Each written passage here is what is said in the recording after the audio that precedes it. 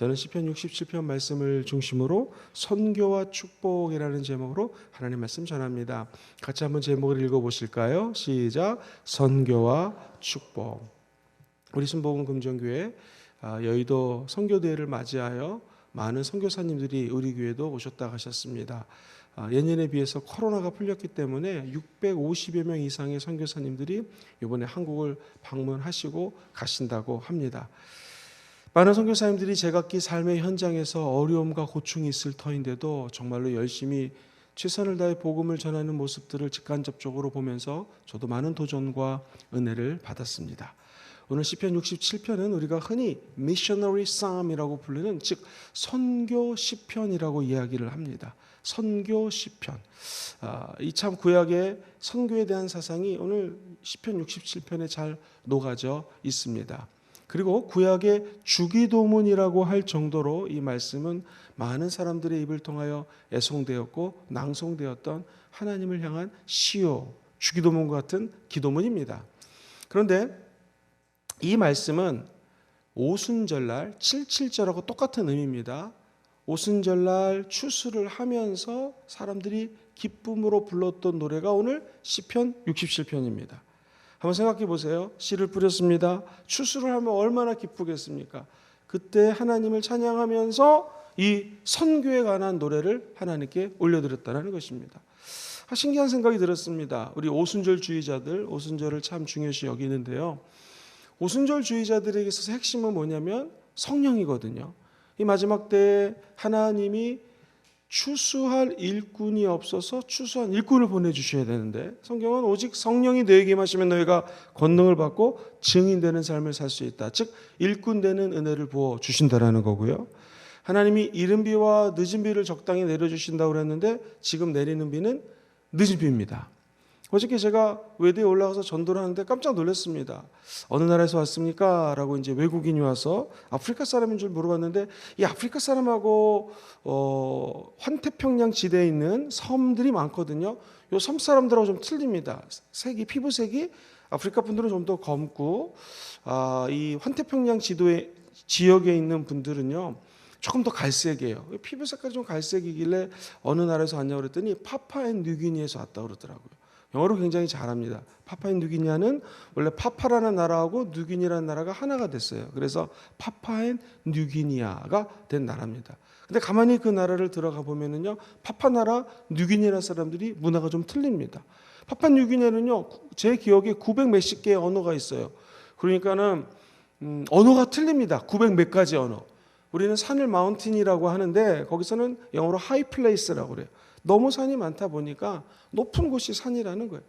얼마 전까지만 해도 식인종이 있었다는 공식적인 보고가 있었습니다. 그러니까 주님이 모든 족속으로 가서 제자를 삼으라는 것은 파푸아뉴기니아 나라 200 몇십 국의 나라가 아니라 그 족속이에요. 언어가 틀리고 문화가 틀린 그 족속으로 가서 제자를 삼으라. 우리 주님이 모든 족속에게 복음이 증거되면 오실 거라고 그랬잖아요. 마지막 때라고 얘기를 하는데 늦은 비가 내리는 이 마지막 때에 성령 하나님은 오순절날 이 노래를 이미 구약부터 부르게 하셨다는 것이죠. 도대체 어떤 의미를 담고 있을까요? 저 여러분들이 축복받기 원하시면 한번 아멘 해볼까요? 이 복 주시는 분이 누구시죠? 하나님이세요. 심지어 믿지 않는 사람도 복은 하늘로부터 떨어지는 것을 다 알고 있습니다. 선교와 축복. 하나님은 도대체 왜 복을 주실까요? 저 여러분들이 다른 사람들보다 더 받은 게 있다면 그게 축복이거든요. 왜 우리에게 이렇게 건강 주셔서 새벽에 나올 수 있도록 은혜를 주셨을까요? 또 어떤 분들에게는 물질을 주셔서 하나님의 축복을 받고 누리고 나눌 수 있도록 도와주실까요? 오늘 첫 번째, 주님은 왜 복을 주셨는가? 1절, 2절 말씀을 한번 천천히 읽어보겠습니다. 시작. 하나님은 우리에게 은혜를 베푸사 뭐를 주세요? 복을 주시고 그의 얼굴 빛을 우리에게 비춰주셨습니다. 자, 그러면서 2절 시작. 주의 도를 땅 위에 주의 구원을 모든 나라에게 알리소서. 왜 복 주셨어요? 주의 도, 십자가의 도를 땅 위에 알리소서. 2절 말씀을 가만히 읽어보면 왜 복을 주셨어요? 주의 구원을 모든 나라에 알리소서. 즉 선교하라고 복을 주셨다는 것입니다. 1절을 가만히 읽어보고 생각해 보면은요, 하나님은 우리에게 은혜를 베푸사 복을 주신다는 거예요. 복이 먼저냐? 은혜가 먼저냐? 은혜가 먼저입니다. 오늘 저와 여러분들이 복을 간구하지 마시고 이 새벽에 은혜 받으시기를 바랍니다. 은혜를 부어주시고 그 다음에 따라서 복을 주시는 거예요. 그러면서 우리 주님께 기도하는 시인의 기도는 뭐냐면 하나님의 얼굴을 우리에게 좀 비춰주시옵소서. 하나님의 얼굴이 교회를 역사적으로 바라보게 되면은 하나님이 우리를 향하여, 교회들을 향하여 얼굴을 비치시는 때가 있었고 하나님의 얼굴이 하나님의 교회에 비치지 않았을 때가 있었던 것 같아요. 예를 들면 초대교회는 하나님의 얼굴의 빛이 하나님의 교회에 비쳤습니다. 비록 핍박이 있고 어려움이 있고 정말로 예수 믿는데 그렇게 열악했습니다. 예수 믿으면 잡아가고 죽이고. 요즘 우리가 전도하는 것은 초대교회에 비하면 사실은 아무것도 아닌 것 같습니다. 그러나 하나님은 그 교회와 주의 종들에게 하나님의 얼굴의 빛을 비춰주신 것입니다. 그래서 세계 복음화의 기틀을 초대교회에 다질 수가 있었던 것이죠. 잘 아는 것처럼 4세기, 5세기 드디어 313년에 컨스탄틴 대제라는 사람이 기독교를 국교로 받아들입니다. 그때부터 우리 주의 종들이 타락하기 시작합니다. 월급이 나아요. 등 따스고 배부릅니다. 전도 안 해요. 복음 전하지 않습니다. 월급 받는 것으로 만족을 합니다. 그때부터 교회는 타락하기 시작합니다. 고대 자료에 의하면은요, 교회에 땅을 주고 이 주의 종들에게도 성직자들에게도 땅이 생겼습니다. 나라에서 공식적으로. 그다음부터 교회는 성령의 불이 떨어지고 하나님의 역사가 일어나지 않습니다. 하나님의 얼굴의 빛은 적어도 4세기부터 중세 시대까지 비치지 않았던 것 같습니다. 교회는 타락했고 유럽의 많은 교회들이 그렇게 크게 교회를 세웠지만 거기에는 빛이 없었습니다.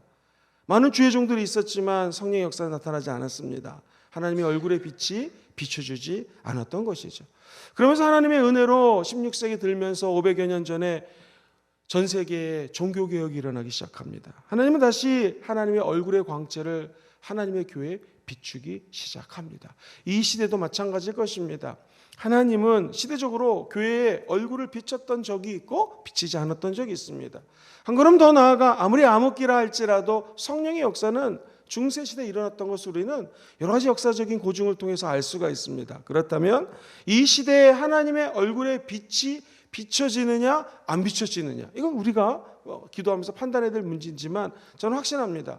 선교하는 교회, 복음 증거하는 교회, 전도하는 교회는 하나님이 그의 얼굴을 비춰주게 되어 있습니다. 우리가 조금 힘들고 어렵고 그런 시대를 돌파하고 있지만 하나님의 얼굴은 언제 비치는가? 오늘 시편 말씀 가만히 읽어보십시오. 우리에게 먼저 은혜를 베풀어 주시고 복을 주셔요. 복 주셔서 뭐 할 것이냐? 그리스도의 영광을 온 열방에 증거하기를 원한다라는 것이죠. 바라기는 이 마지막 때에 하나님의 얼굴의 빛이 한국교회에 비치지 않는 것 같습니다. 세상 사람들이 손가락질하는 대상이 교회가 되어버렸습니다 라고 낭망하면 안 됩니다. 하나님의 얼굴은 오늘 말씀 그대로 주의 도를 온 땅에 알리소서. 멋있죠, 기도가? 주의 구원을 모든 나라에 알리소서. 저와 여러분들이 이 땅에서 그리스도의 빛을 편만하게 증거하는 하나님의 선교하는 사람, 전도하는 개인이 되기를 주의 이름으로 축복하고요. 우리 교회가 그런 교회가 되기를 소망합니다. 태국이나 네팔에 가서요, 복음 중거하면 태국은 복음화율이 0.7%예요. 모슬렘이 10%입니다. 나머지 불교신자. 그러니까 100명을 만나면 대부분이 불교신자고 그 중에 놀라운 것은 10명이 모슬렘이에요. 기독교의 복음화는 0.7%라는 거예요. 네팔 공식적으로 2% 크리스찬이라고 하지만 실제로는 1%가 안 되는 것 같다고 합니다. 이 체감하는 크리스찬들이. 그럼 100명 중에 한 사람이 크리스찬이에요.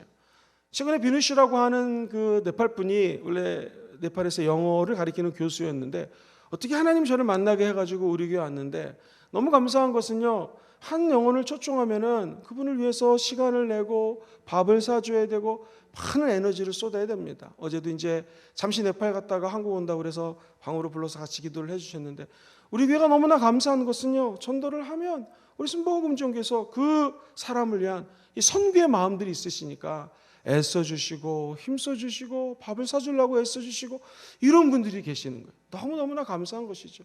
한 영혼이 정착하는 거 어렵습니다. 그런데 네팔에서 오신 선교사님께 제가 여쭤봤습니다. 이런 분이 하나님의 우리 교회로 출석한다니까 이 윤유한 선교사가 얼굴이 놀라면서 그런 성도가 있냐고. 찾기 너무나 어렵다라는 거예요. 한 선교사님이 네팔 같은 나라에 가가지고 평생 사역하면서 그런 분을 한번 복음을 전하고 구원시키는 것이 정말로 어렵다는 거예요. 근데 하나님이 이 마지막 때에 우리는 가만히 있는데 전 세계에서 한국으로 외국 사람들을 불러주시는 것입니다. 그리고 우리가 가지 않아도 그들을 복음화시킬 수 있는 은혜를 보여주시는 거예요. 그래서 그 교수가 금요철야, 처음엔 주일에만 나오더니 금요철야 나오고요. 우리 그 구피플에서 행사할 때 음악회에 나오고요. 심지어 오송 캠프에 왔습니다. 그래가지고 저녁을 먹고 막 찬양을 드리는데 제가 물어봤어요. 아주 진지하게, 정말 시리어스하게, 정말 예수님이 당신의 구세주인 걸 믿습니까? 예수 믿고 born again, 거듭난 것을 확신합니까? 그랬더니 자기가 예수를 믿고 거듭난 걸 확신한다라는 거예요. 너무나 감동을 받았습니다.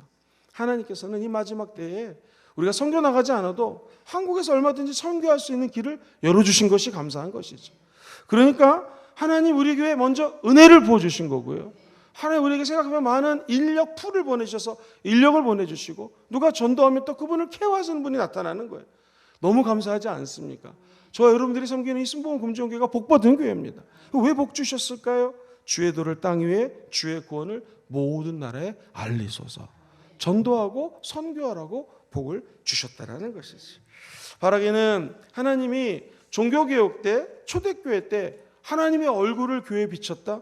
너무나 감사한 것이죠. 그럼 이 마지막 때에 아무리 우리가 어려운 시대를 살고 있지만 한국교회, 세계교회 하나님의 얼굴이 안 비춰지시느냐? 그거 아닙니다.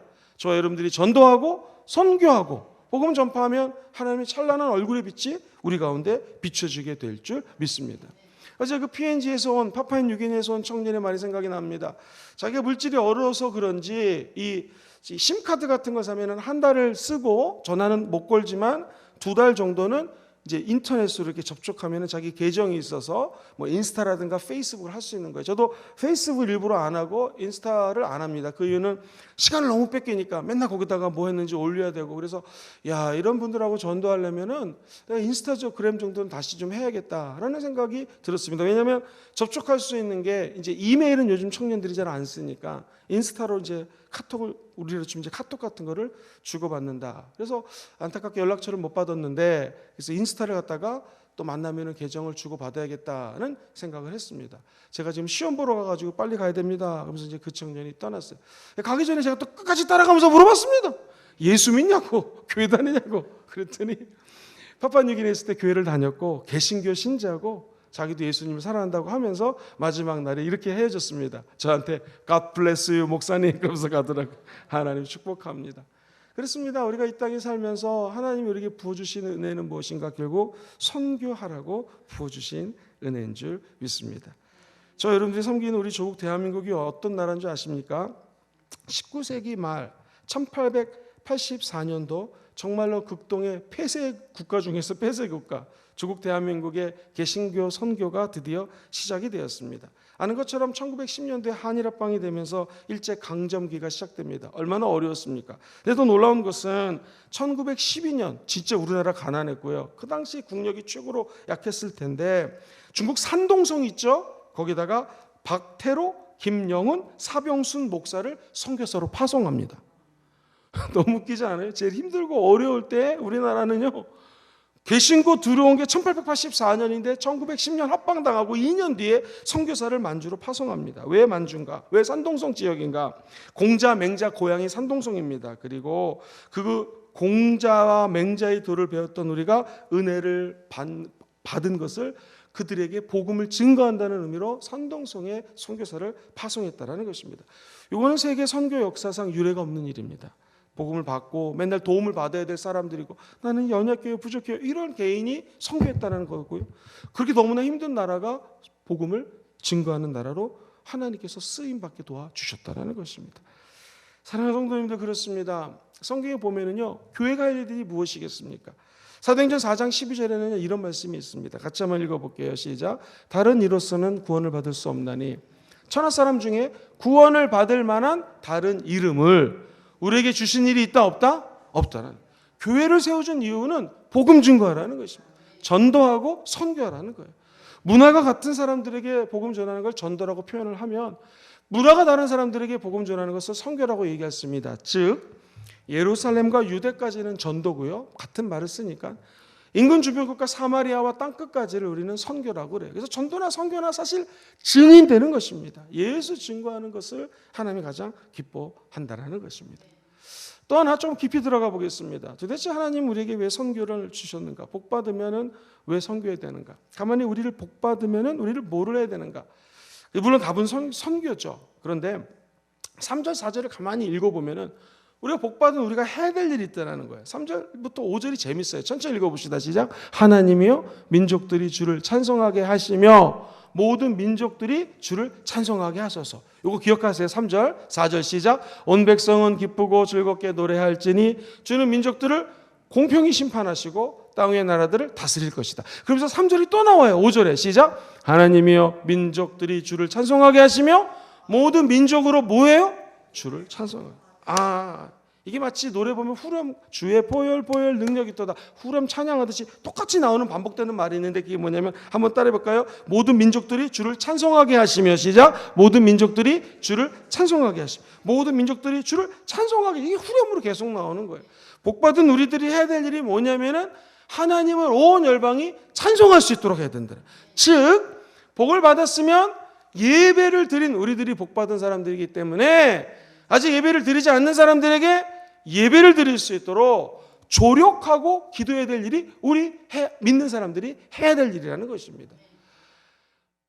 복음화율, 예수 믿지 않는 종족이 많다. 다시 얘기하면 선교라고 하는 것은 예배 안 드리는 곳에 찾아가가지고 예배 드릴 수 있도록 만들어 놓는 것이 선교입니다. 선교를 어렵게 생각하면 안 됩니다. 전도를 어렵게 생각하면 안 됩니다. 예수 모르는 사람, 아직 예배를 드릴 줄 모르는 사람들에게 예배를 드리고 예배에 감격에 빠져 있고 예배를 드릴 때마다 오성기프 때처럼 혹은 이렇게 새벽 예배처럼 우리 모든 예배처럼 성령의 임재가 있는 예배. 할렐루야. 우리 교회가 꿈꾸는 예배인 줄 믿습니다. 우리 교회 비전 첫 번째가 예배지 않습니까? 예배. 이 예배를 드린 우리들이 그죠? 꼭 아프리카 파푸아뉴기니아 선교 안 나가도 여러분 주변에 예수 믿지 않는 사람, 예배 안 드리는 사람 얼마나 많습니까? 그들에게 예배 드릴 수 있도록 하는 일이 바로 우리 예수 믿는 사람들이 해야 될 일이라는 거예요. 이게 복을 받은 사람들이 해야 될 일, 제일 중요한 일이라는 것이. 그래서 오늘 이 시편은요, 67편은 기가 막히게 마무리가 돼요. 시간 관계상 다 설명할 수 없지만 6절, 7절 말씀을 천천히 읽어볼게요. 자, 복이 또 한 번 반복이 돼요. 시작. 땅이 그의 소산을 내어주셨으니 하나님 곧 우리 하나님이 우리에게 뭘 줘요? 이 소산이라고 하는 것은요, 그러니까 먹는 거, 풍년, 뭐 수확해가지고 뭐 잘 살게 하는 거 이것도 있지만 영적인 소산. 저 여러분들에게 은혜 주시고 복 주셔서 잃어버린 영혼들이 주께 무릎 꿇을 수 있도록 우리를 사용한다라는 거예요. 그죠? 이 소산이에요, 소산. 이것을 우리에게 주셨으니 우리에게 복이 임했다. 그 얘기하면서 7절 큰 소리로 마지막을 읽어볼까요? 시작. 하나님이 우리에게 복을 주시리니 땅의 모든 끝이 하나님을 경외하리로다. 할렐루야. 저와 여러분들이 이 하나님의 복을 받기를 주의 이름으로 축원드립니다. 그리고 땅의 모든 끝이 하나님을 경외하는 것, 이 예배지 않겠습니까? 하나님 오늘도 저와 여러분들에게 복 주시기를 원하십니다. 복 받은 우리가 해야 될 일은 헌금 안 하셔도 됩니다. 그죠? 전도하시면 됩니다. 복음 증거하시면 됩니다. 우리의 몸으로 삶으로 예수 증거하면 이게 예수 믿는 사람들이 해야 될 일이라는 것이죠. 우리 교회가 이처럼 예배를 열심히 드리고 삶으로 이웃을 위해 복음 전가하는 그런 교회가 됐으면 참 좋겠습니다. 나아가 저의 가정, 여러분의 가정들이 이런 가정들이 되기를 소망합니다. 우리 조국 대한민국이 이 마지막 때에 오늘 시편 67편처럼 쓰임 받아서 하나님 예배하고 복을 받고 우리나라가 전 세계에 복음을 증거하는 하나님 주신 이 한류 시대 마지막 때 사명 감당하는 복음의 꽃을 피우는 선교적 국가 될 줄 확신합니다.